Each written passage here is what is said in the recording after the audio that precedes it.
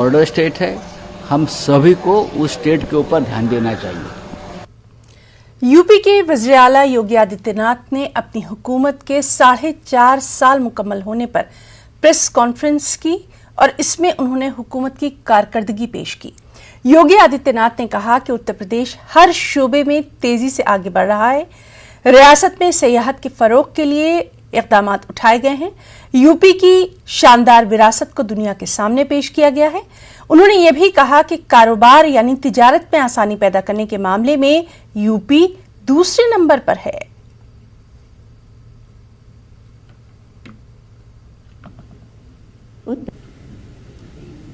उत्तर प्रदेश के 4.5 वर्ष का एक कार्यकाल उत्तर प्रदेश के इतिहास में सुरक्षा और सुशासन के दृष्टि से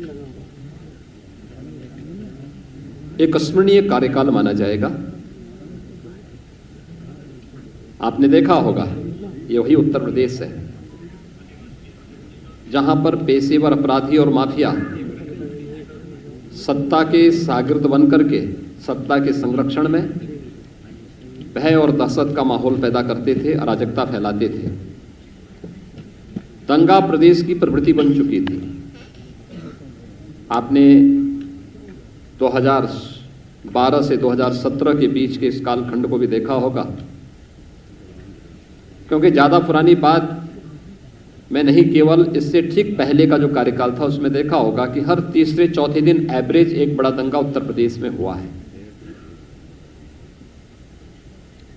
लेकिन पिछले 4.5 वर्ष के अंदर उत्तर प्रदेश में कोई दंगा नहीं हुआ। अपराधी और माफिया किसी भी जाति, किसी भी मत, किसी भी मजहब, किसी भी क्षेत्र का रहा हो, पूरी सख्ती के साथ कानून के दायरे में से ला करके उसके खिलाफ पूरी सख्ती के साथ कार्रवाई भी की गई।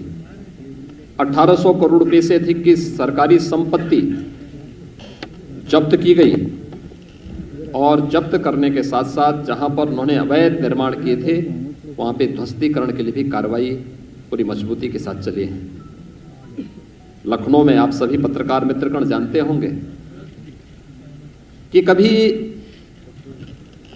प्रदेश के अंदर सुशासन की क्या स्थिति थी। मुख्यमंत्री बनते थे, अपने स्वयं के आवास बनाने के लिए उनमें होड़ लगती थी, सरकारी बंगले गिराए जाते थे। स्वयं के मकान बनाने के लिए और अपने लिए हवेली, बड़ी बड़ी हवेली बनाने के लिए उनमें एक प्रतिस्पर्धा चलती थी। लेकिन ये 4.5 वर्ष प्रदेश के अंदर सुशासन को समर्पित थे, लोक कल्याण संकल्प पत्र के अनुसार सुशासन को समर्पित थे।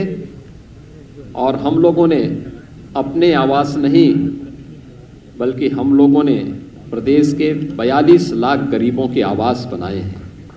42 लाख गरीबों को एक एक आवास उत्तर प्रदेश के अंदर उपलब्ध करवाया गया। यही तो सुशासन है।